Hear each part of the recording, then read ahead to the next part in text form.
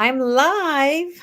Hello, hello, friends. Happy Wednesday. I am back again for another episode of Real Talk. And if you are here with us, let me know because I don't know you're here unless you tell me. And, I always like these live podcast broadcasts to be interactive. So if you have questions, please don't hesitate to put them in the chat. I hope everyone is well today. And time is flying. I can't believe that we are already in the first week of March, but I say that all the time. It feels like the other day was Christmas, and here we are already in March. I'm definitely ready for spring and to spring forward to have more daylight. So let me know you're here with us. And like I said, if you have questions, please don't hesitate to put the questions in the box. My guest and I would be definitely happy to answer any questions that you have. And um, like I said, we love it to be interactive and just for you to participate participate with us. So, again, I hope you're all having a great week. And this is Grace Redmond, and I'm very excited to be here with you again on another episode of Real Talk, where I get to have real life, raw conversations with incredible people from my circles and communities who have overcome challenges and created amazing. Today, I have a fierce and fiery, amazing guest, Chellie Phillips. Chellie is a sweet, tea sipping, sassy Southerner with a passion for helping dynamic, driven, career minded professionals write their own success stories. She's a coach, corporate trainer, and motivational speaker, as well as the author of two award winning books. When in doubt, delete it and get noticed, get hired. Chellie's Successfully Ever After formula is designed to help you go from invisible to irresistible in the workplace. Whether you're looking to land the ideal career, perfectly matched to your skill set, or attract the most talented employees, an irresistible brand is what you need. For over 20 years, she has helped countless people create an authentic personal brand designed to get them noticed and hired. She also leads corporate training for companies, building a culture that encourages employee support, growth, and community. From getting paid what you're worth to creating a culture designed for success, Chellie is on a mission to help others unlock the power of personal branding. And I am going to welcome Chellie right now. Hi, Welcome, Grace. Chellie. It's Hello. great to be here with you today. Oh, thank you so much for joining me. I love everything you do. And of course, it's right up my alley with the um staffing career. So I'm really looking forward to our conversation today because I know it is definitely going to provide tremendous value in a few different places.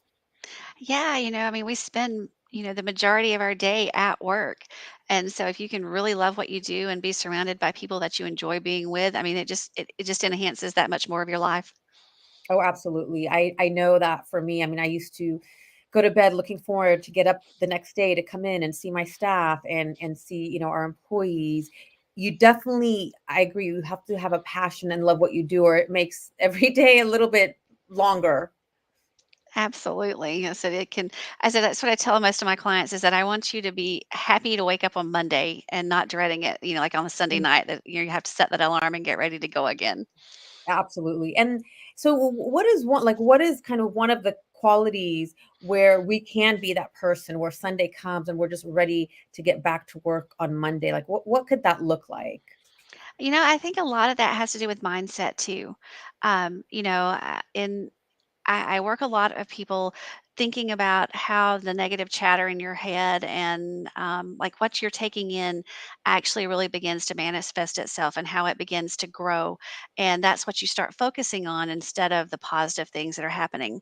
So I think the one thing that people could do to really affect how they feel about, their job and getting up and getting ready to go and that kind of thing is to think about the positives for a while. Make that gratitude list that we all hear about and talk about. But what is it about the job that you love? What is it about the coworkers that you enjoy? Maybe the commute is what you need to kind of get settled in and listen to your favorite podcast or an audiobook or something like that to kind of set the tone for the day. But I think you can really do a lot with mindset to make it where you're looking for the positive and you're looking for the good instead of focusing on the bad.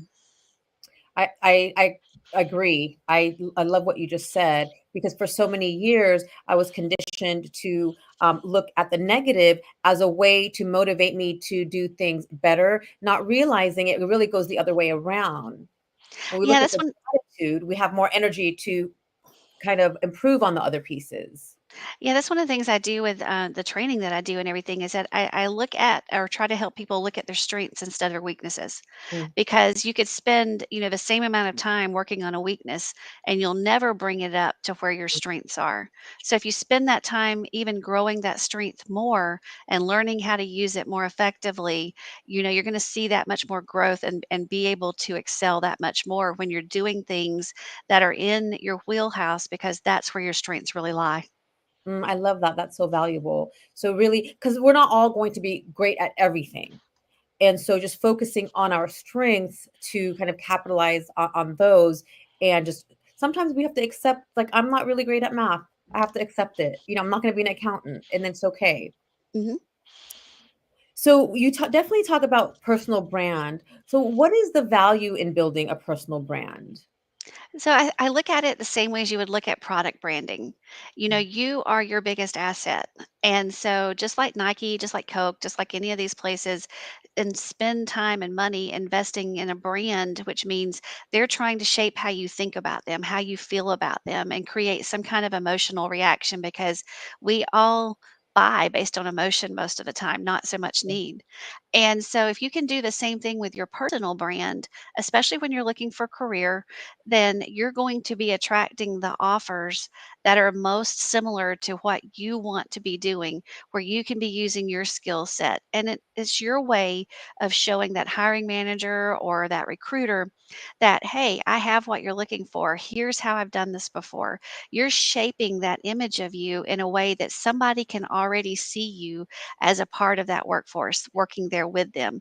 And that's really the goal is just using that brand to be able to make them see you already in that cubicle or already in that office doing the things that you're doing.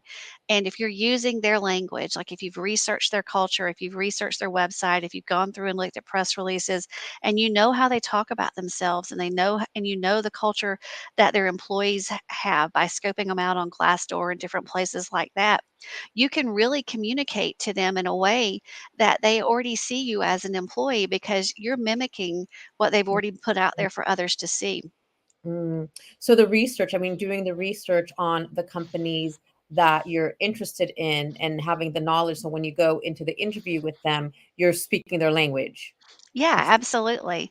It's just like, when the commercial comes on every year at I guess it's Christmas time when Coke does all the polar bears and the different things like that, or during the Super Bowl that just came through. Some of the ads that really resonate are the ones that tug at your heartstrings. Yes. And they tug at your heartstrings because they're speaking your language. They know that people, resonate with family. They resonate with loyalty. They resonate with, good times and good energy and that kind of thing. And so you're basically doing the same thing. You're creating a brand for yourself, a campaign for yourself so that you can get hired and get paid what you're worth. And, if you watch a lot of what is going on in the media, you can actually use some of those same tactics for yourself on your social media and when you're positioning yourself for those interviews and for those opportunities that come your way. That's fascinating. So can you give us an example of how, an individual, someone looking for a new career opportunity, how can they mimic some of the media themselves? Like what would that look like? So let's just take your social media platforms, for instance. A lot of people think, okay, LinkedIn is going to be my career platform and everything else is fair game for me to be personal. Well, we all know that that's not true because, if someone comes across my desk for me to hire, I'm going to Google and see what all I can find out about them. And I'm going to scope their Facebook, I'm going to scope their Twitter, I'm going to see what they're doing on TikTok. I'm going to look at everything I can. So let's just say I'm hiring somebody that's going to be in communications for the organization.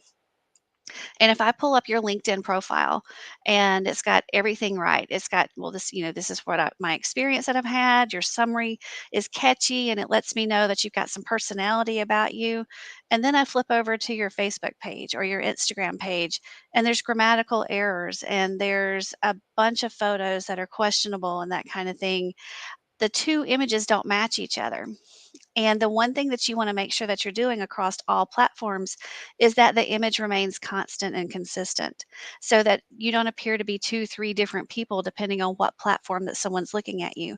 If you Mhm, look at what major companies do across all platforms, you're going to see a very similar message. You may have different images because of the market that they're trying to reach, maybe younger on one demographic or one platform than another, or maybe it's even a tweak to the language that speaks more of that cultural reference that you have for the different age groups and things like that.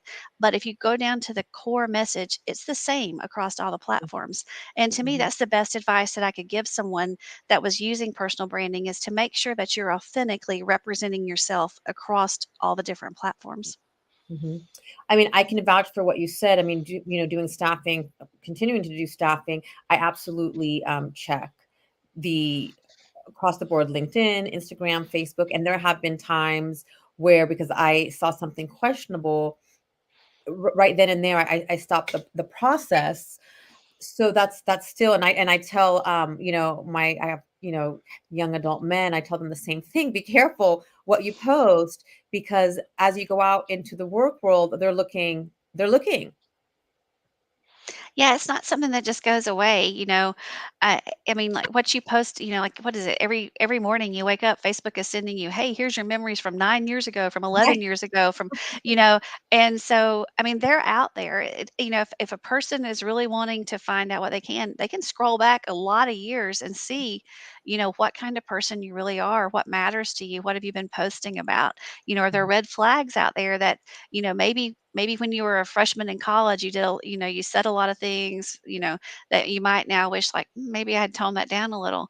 It's a great time to actually go back through and try to maybe do some purging on your Mhm. older messages and things like that to make sure that they really are reflecting who you as a person want to be known for in the career space. So for our personal brand, it could be consistent across platforms, and also before going in for even the first interview, just knowing the company, knowing the mission, knowing who you're meeting with. Yeah, I think that's super valuable that you spend a little time doing research. It's going to help you with the interview because you're going to know more about that company and you can ask intelligent questions and you've researched a little about the culture and got a good idea from current employees, like what's it really like to work there. And so you can kind of, you're also interviewing that company when you're there. So the company's brand matters as well, like how people are representing them online. I tell companies a lot of the time that, you know, your employees really are your brand advocates because people believe them more than they believe what you're putting out as a press release or something like that. So if you're going out to dinner with your friends and you sit there and you talk about what a horrible place it is, how my supervisor's a jerk, or, how our products are really, kind of cheaply made, that's gonna be the image that's left behind. They're not gonna believe what you put out on your Facebook page or on your website because they actually truly know the person that's sitting there in front of them. And so companies can do a lot to turn their employees into brand advocates, which actually helps them with hiring and retaining also, because if you already have that employee there, the kind of work that they're producing and you saw something in them that was valuable. So more than likely their friends and associates that they hang around with are going to have those same kind of traits and same type of abilities. And so if you can turn them into the persons that doing the marketing for you, talking about, hey, this is a great place to be. My company is investing in me. We're growing and we're developing together. I can see myself in the future being in the same location and growing with this company, then it's a win-win for both sides. Mhm. And I remember, is there a term called social currency? I think I read that term in the blue ocean, and that's the social currency is so valuable and powerful. Like you said, it's the word of mouth. And if I'm sitting, with my colleagues, and I'm not bad mouthing, but I'm kind of communicating my experience with a certain company, they're gonna take that. at face value because they trust me. So I like how you worked it both ways for the employer and the employees to, be wouldn't be open-minded and in integrity because word travels fast. Yes, absolutely. I see. What is it they say that it takes 21 positives to overcome a negative? And Mm-hmm. so, I mean, you just think about how much more work you're going to have to do to clean something up instead of if Right. you just put it out there positively to begin with. Yes, and again, coming from the staffing industry, we've gone through the back door so many times. If I know someone and I see that person work there, I would call through the back door, and you always get the information. Of course, sometimes you have to experience something for yourself, but more often than not, the information you get, the information I would get would be pretty spot on. Yeah, I said people are pretty, like especially if something's not going right, Mhm, they're pretty open to sharing that. It's mhm, it's not like maybe it used to be is where you kept everything inside and you mhm. didn't talk about the company or you didn't do that because you were, afraid of what, might happen or you might lose your job. Today there's so many places and so many ways for people to share that information out. It's going to come out. Yeah, it does, it does.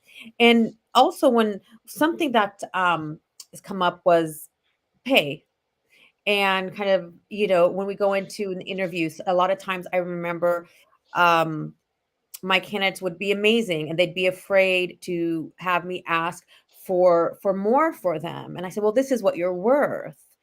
And so what is something someone can do when they're going into an interview process to know, like, this is what I'm worth and this is what I should ask for?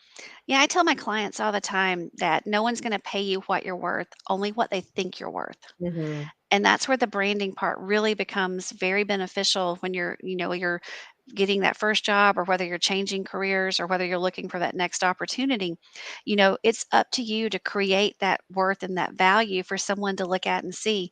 Because in an interview situation, they only have a few moments to judge like what are you actually bringing to the table because they've never worked with you. They can do some checking on your background, your references, that kind of thing. But generally speaking, we're not going to put anybody down that's going to be a bad reference for us. So anybody they talk to is going, and you know that going into this process. So if you're controlling that image and you're really working to be consistent about highlighting achievements that you've had, corporate wins, maybe the Right. fact that you're investing in yourself and in that training and that kind of thing, you're setting yourself up right there to be able to ask for more right out of the gate. And then if you do some research, there's tons of sites out there that you can see what, jobs of a certain title are going for in your area.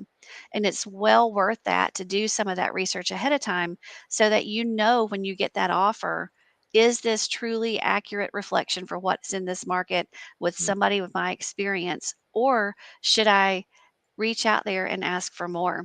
I tell my clients all the time, what's the worst they can tell you? No. And Yes. if you don't ask, you weren't gonna have it anyway. But then at least going into that, okay, is this what I am I willing to take this for this? Or do I think there's better out there for me to be able to continue looking and going after? And, I think a lot of it is fear that keeps people from asking that and negotiating from that, that very first, you get so wrapped up in the job search process that it's like, oh, I got to take whatever they offer me. Is like I've got to take it because they offered.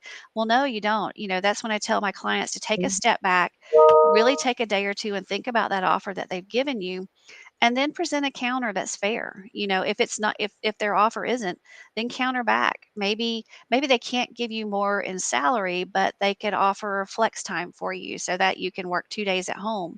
Or maybe you can, have you leave early on Thursday afternoon so you still make a son or daughter's sports event or something like that. mm, You know, there's other ways that you can work benefits into those offer that can actually lead to a higher quality of life than necessarily, say, another $1,500 a week in a paycheck would be. mhm, mhm. So getting creative with what you ask for. And you mentioned something about fear, and I can again, I saw so many candidates just in a place of fear, like they didn't want to lose an offer. And I also would say, like, if you have to believe in yourself, what's the fear here? Yeah, there and I think what is there 5 types of fears, like fear of failure, fear of success, there's a lot of different types of fear, but I think fear really boils down to that lack of self-confidence, whether there's been something that's happened previously, maybe you had a bad boss, maybe you had a bad supervisor, maybe you had a teacher years ago that said, "You can't write, so you should never do anything that you have to write," and it stuck with you all of these years, and maybe this new position says, "Oh, you're gonna have to write proposals," Mm, there's all kinds of things that can come back, and sometimes there's things that we don't even know are floating around in our minds, but they right? manifest when these certain situations come about. And so the thing that I do most with my clients is that, like one of the things I tell them to do is if they're getting ready to do this, talk to 3 or 5 people that know you. Ask them for the first 5 words that come to mind about you. I love that. And so then you have that positivity going into it. These are the positive things that people think about me.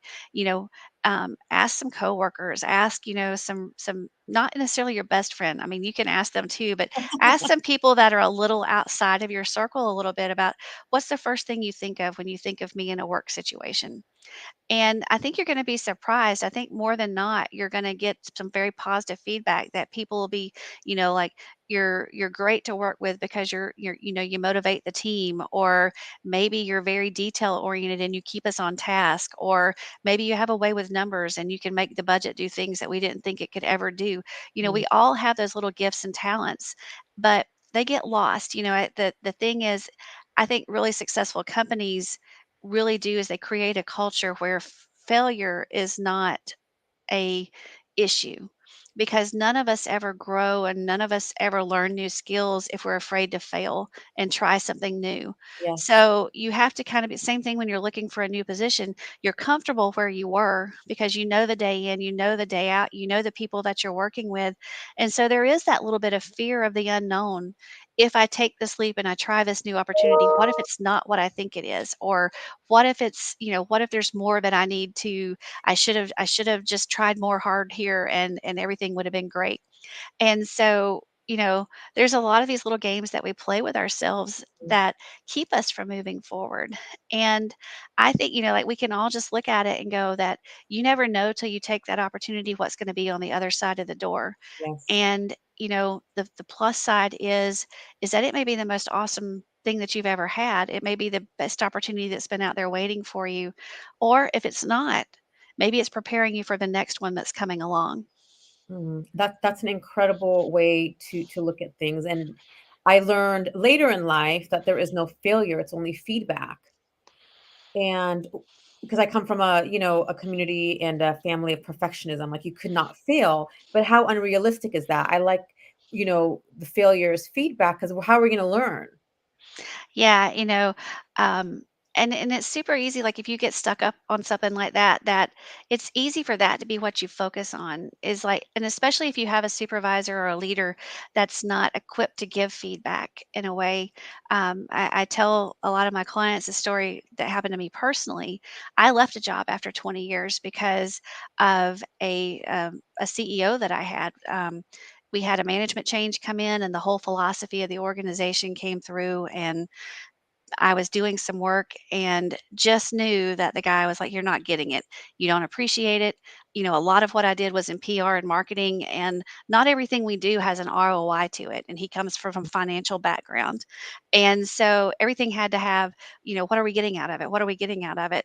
And so one evening I was sitting at home and I actually got an email from him that he basically asked me, "Did your skills come from a box of Fruit Loops?" you know Mm, and I'd been in this job for 20 years, and I don't say this to brag or anything, but I had industry awards. I've been part of several industry boards and helping planning things that were going on and launching for our industry. And so externally I should have known that, mhm. hey girl, you got this going on, you know Yes, what you you're do, doing. you got it He's the going one on. that's he's the one that's an idiot. But what really happened is after 3 or 4 months of that kind of stuff constantly being put in front of you, what I focused on was him and his message. And, but that one email was finally the kick that I needed to be like, "You know what? Yeah, maybe it did come in a box of Fruit Loops. I am the prize inside that we used to dig for Yeah, when I used to get the cereal when I was a kid. My brother and I'd fight over the box. yeah. You And are the so, prize. yeah, it's like I had to have that one moment where it was like, "Girl, pick yourself back up and think about this realistically. You are worth more than what he's giving you, and you're Mhm. worth not necessarily in money, but in time and attention and the listening to the ideas and the respect and making me feel like I was a part of a team that was working together. And had I not had that moment, I might still be in that same place today Mm, because after you've been someplace for 20 years, you start thinking, well, I've got retirement, I've got this. I've got, people are going to look at me crazy if I leave now. And at the time, over 40. And, there's all the stereotypes of if you're looking for a job after you're 40, like you're never going to find anything because they don't want to invest in you because you only have so many years left. I'm which like, is a who myth, knew? everyone, it's a myth. Yeah, like who knew we were going to age out at 40, right? I'm like, no, I still think I got a lot left to give and a lot left to prove. And so, I say that too. Like if you're in that kind of situation right now, you know, just take a step back and reevaluate who are you listening to and why are you listening to them, and take a minute and revel in, no, you got this. There is a lot of worth and value to you. And that's why I said, sometimes you've got to reach back out to your friend group and get that bump that you need of like, no, tell me, I need some reinforcement here. Tell me what I'm good at. Tell me, like what I'm doing, and there's nothing wrong with that. And then the other thing I tell people all the time is to keep a folder on your computer, or if you're like me, I'm old school. I still have my planners because I can't give up my paper calendars. And, every week I make a note of the wins that I had this week. And Mhm. sometimes they're small, like, like maybe I got my blogs out on time, or maybe, I got a kudos from one of my past clients that they're in the job and they're still loving it. And those are all wins. They may not be, I got the next book contract or something like that. That's a huge major win. But all the wins add up. And, on those days where you're struggling to go, how do I present myself? How am I going to tell somebody what I really need and what I'm really worth and what I can bring to the table? Take a few minutes and go back through that win list, and you're going to feel yourself get pumped up, and you're going to start to even find things that you connect to the projects that you're doing now that you can bring up and that you can reinforce the positive that you're doing. And, we forget what happened 2 years ago or what happened 3 years ago. And so, unless you have this when you're looking for a new career or you're looking to make some changes, it's so much easier when you're building out your marketing material, like your resumes and your cover letters and things like that. If you have this real life list of wins that you can go back in there and quantify, this is Mm, why I know I'm good at social media. This is why I know I'm great at finance. This is why I know I'm great at team management. And, and so there's a lot of different things, but the worst thing you can do is focus on that negative and stay stuck and let it continue to fester and really, really take the joy out of showing up every day. mm. And so most of us typically, I know I've been that way too, focus on that one negative, and I completely disregarded all of the successes and accomplishments. I think just in the past year or 6 months, I've been aware of that and started to write, which I haven't actually written my successes down in a little while. So how often do you think, we should do that? Is it daily, weekly, monthly? I think it depends on where you're at in your career or where you're at in life. If you're at a low point and you're kind of struggling right now, do it weekly. Or Mm, even, at the end of every day, write one good thing that happened that day to you, almost like a gratitude journal, but more so about a work win so much. And, whether it is I handled a really nasty call today, on the phone, or maybe I got everything finished on time, or I sent an email to a client that was being a total jerk that I just had to put them in their place, but I did it in a nice way and got the problem resolved. mhm, Whatever it is that day.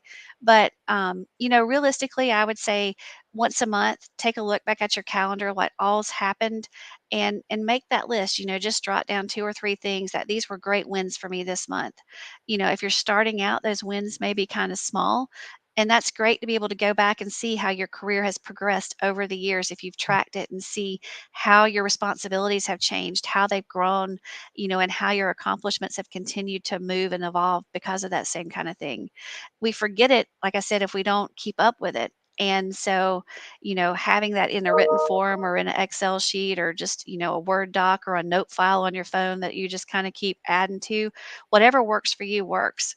But, Love that. when you're having that bad day or you're having, you're getting ready for an evaluation or you're getting ready to go into an interview or something like that, take a minute and pop that file back open and read it. And you'll feel yourself start to revel in, yes, I know these things, and you truly will radiate that confidence when it comes from within when you're in those situations. I love that, and that resonated for me. And something that popped in was, I don't know if it was Marie Forleo that said this or someone else. It was the small wins that add up to the bigger wins. It's not like the big win, like we want this big win. However, it's not the big win. It's like all of those little wins create this. And I think we take for granted all those little celebrations because we want this big boom, but the boom is created from all of these little wins. It's like this Yeah, it's just this like a kid, you start crawling first before you ever take your first steps. And, yes. the first steps even are wobbly and you might take one or two and then you fall down and then you have to pull yourself back up again. And then, eventually you're walking and then you start running. And so, but you don't get there from crawling on the floor to running that first race Mhm. overnight. And so each thing builds on each other. And, that's what we tend to forget, throughout the way is that we didn't get to where we are today without everything that we've gone through before we got here. Yes, yes, and it's amazing when we look back. I know as I look back, I can see, either something has your back. And I remember we talked a little bit about, you being with the CEO for 20 years and you were just, feeling it and ready to make a move.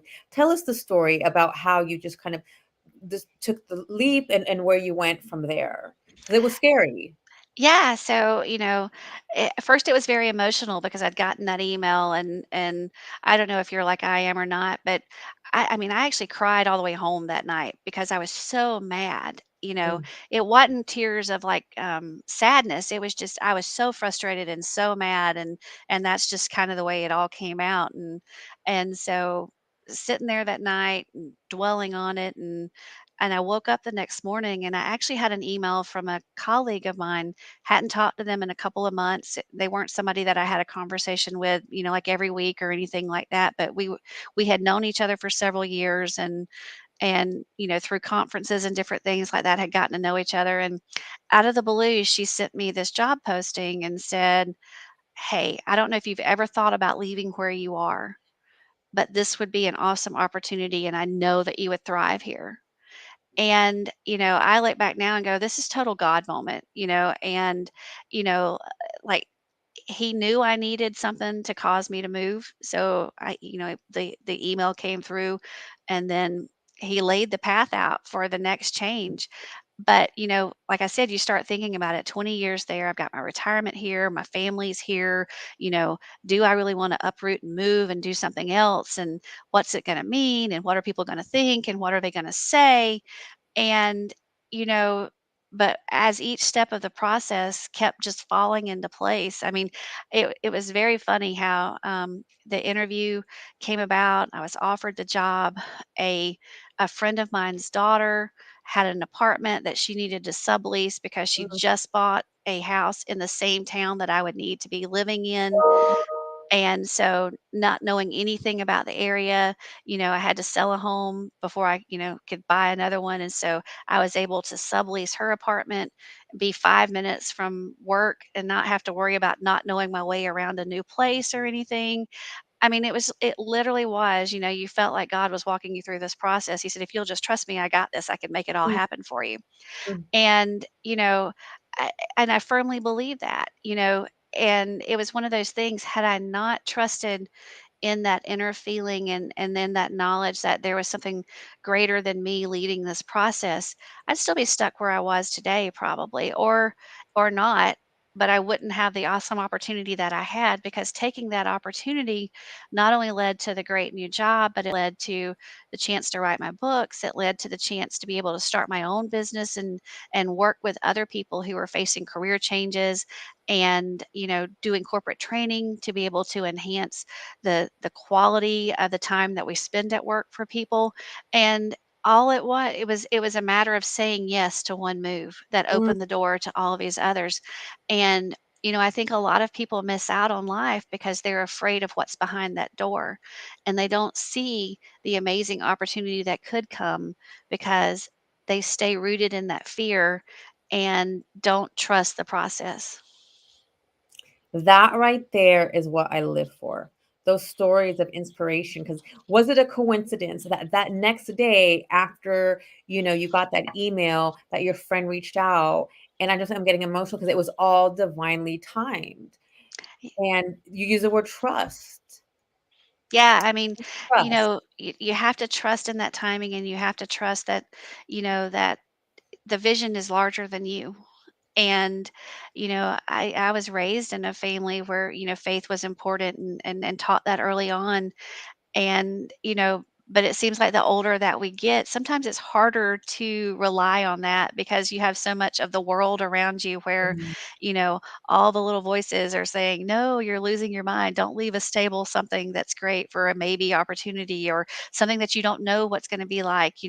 What is it? The devil's, the devil and what you mhm, don't know and what you do know. And so, you know what you have where you are, but you know, it could be so much better in the next place if you just give it a chance and see. I love that. So for someone who's watching, who is in a situation and that isn't ideal, and they are sitting in that fear, what is one piece of advice that you can offer to help them kind of start shifting out of that fear? So the first thing I would say is you have to believe in yourself first. And to take that moment and to really ground yourself in the knowledge that you are worth something more. If you're in a situation that you're not thriving in, if it's not offering you the right opportunities, if the company's not investing in your training and building you up, or you have a supervisor or something that is, just making it hard to show up every day, whatever the situation is, take a step back and know that you have the worth inside of you, and you've got Mm, to believe that to begin with. And then once you're ready, once you've had those few days to kind of process that, make your list of all the things that you bring to the table, that the value that you bring, the years of experience, not mm, even just at work, but the world experience that you have from volunteering, from raising a family, from church activities, whatever it is, because all of this can tie into your next step. And just make this list of all the strengths that you have, and then really reach out to your network because you'll probably be surprised at how many supportive people that you have around you. And you can do it in a way that remains kind of quiet from your work network so that if you don't want people at work to know that you're looking for a new opportunity or making some changes like that, you can reach out to your personal contacts and say, things are not going like I want them to go. I'm looking for my next opportunity. Here's my top 5 skills.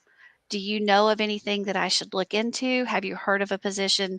Or if you hear of one, will you send it my way? And that's an easy thing to kind of dip your toe in. mm. And you're not having to go full force. I'm going to announce it on social media. I'm ready to leave. You can kind of control it yourself. You can manage the people that know, and you can gradually get comfortable with that. Okay, I'm ready to make this step. I'm ready to, really fall into this next chapter of my life and see where it's going to lead. And that would be my best piece of advice is really just, believe in yourself, believe in your worth, and know that there is an opportunity out there for you. And the baby steps, and what I've learned is once we start taking baby steps towards a vision, God, the universe conspires with us, and the right opportunities and possibilities start showing up. And again, it's you can't make these things up. It's not a coincidence. It's it's God working with us, the Mhm. universe working with us, moving us towards the next the next possibility. And I've learned as I've done that, I'd gained confidence. If Yeah, I was in a place where I wasn't confident and then I started reaching out, networking and connecting, community filled me and made me feel better. yeah, that's what I said. Like we really are lucky to have cheerleaders around us, and you We don't are. really know what you have until you start activating it. And when you're it's hard sometimes to share what you think may not be the positive side of life. It's not Instagrammable, whatever. It's not the pretty picture that everybody wants to see. But if you've got those 2 or 3 people that you can be totally real with and be like, "Hey, this is my situation, and I really need some help." And, like, can you reach out to people you know? Can you share my information with them? Can you see if there's other opportunities? You know, I've been blessed, and I know other people have these people in their life to know that there's a circle of peeps around you that will help you and will be that shoulder that you can lean against and kind of get yourself motivated and get yourself built back up when you've been through a struggle. Yeah, and that's again goes back to, yes, I'm so blessed to also have people like that and us being open to it. Because I know as there was times that I wasn't open to it because I felt like I had to do everything on my own. But again, going back to the wealth that's in community is incredible. Yeah, and I think, what's gone on in the last, 18, 20, 24 months where people feel so isolated from each other has not helped the situation a lot. People have felt like they can't connect with people, that they can't be out, you know, reveling in, I think the human nature is we need people in our life, like we Yes, are relationship people. And, for you to thrive, you've got to have that community around you. And yes. so I think it's gonna take some people a little bit of time too to get used to reaching back out and being part of those circles, you know, because of everything that's been going on. And, sometimes it's okay. Start small, like we said, that baby step, pick Mhm, one or two, mhm. have somebody call them up, go have coffee with them, just share with them and, and return the favor. Ask what's going on in their life. People feel like it's a two-way street, they're even that much more, receptive to Yes. helping you if they know that they've got someone here that down the road, maybe that I may need help too, and this person will be somebody that I can count on. And it goes back to relationship, community, connection. We need it. We definitely need it. And I'm looking forward to getting back out there now as we move forward with what's going on. So it's been amazing to have you. I mean, so many great nuggets, so many great nuggets. And It's been a great talk. I mean, so like there, I want to really go back and even make notes because you really brought some really incredible points up. And there's someone who's watching either right now with us live or on the replay. What's a few ways they can work with you and how can they reach you? So you can find me on I have a website, chellyphillips.com, or I'm on pretty much all the social channels. LinkedIn is where I do a lot of my career blogging, and I offer a lot of free resources that people can download and use. My books are available anywhere you buy books, normally Amazon, all the big box kind of places and that kind of thing. And so, and I am very social on social media. So if you ask a question, I'll more than likely answer you right there on the platform. So feel free to connect. I love that personal connection, Shelly. And I'm actually gonna. We had some. Tammy was with us today, and I kind of want to read what she was taught. I walked. She says I walked away from a job I loved without another. It was a total walk of faith. But like you, Shelly, management changed, and I was bullied horrifically. So again, just walking away. And I know for Tammy, everything worked out the way it was supposed to. Just taking that leap of faith. That's a beautiful Well, and share. I think that's important too, that, when that stuff is happening to you, you feel like you're the only person in the world it's happening to, and you have to deal with it on your own. And I think just hearing people like me, like Tammy sharing her stories, and that that there's other people that have gone through out there and walked through that and came out in a much better place on the other side, you Mhm. can kind of pull from that strength too and Yes, use it to be kind of your motivation that you do deserve more. yes, yes. And thank you so much today for sharing and being vulnerable and sharing the story of, being in the same position for 20 years. And then now, I mean, you're, a very successful executive and business owner. And what an incredible story. I'm just grateful to have had you on today and shared everything you did with us. Like I said, I'm going to go back and take notes, write my notes down. I just appreciate you having me, and I hope someone found good value in today's Absolutely. conversation. Absolutely. There's so much of value. And thank you for all of you that joined us live. I really appreciate you. And for those of you who are watching the replay, thank you for watching and listening because I know there are so many other podcasts you can listen to. I'm very grateful and appreciate you. And if you have questions, definitely on the replay, put them in the chat. Both Chelly and I will come back to those. And again, thank you so much. And I wish you an incredible rest of the week. All right. Take care, guys. And Shelly, just hang on with me for a moment. Will do. Take care.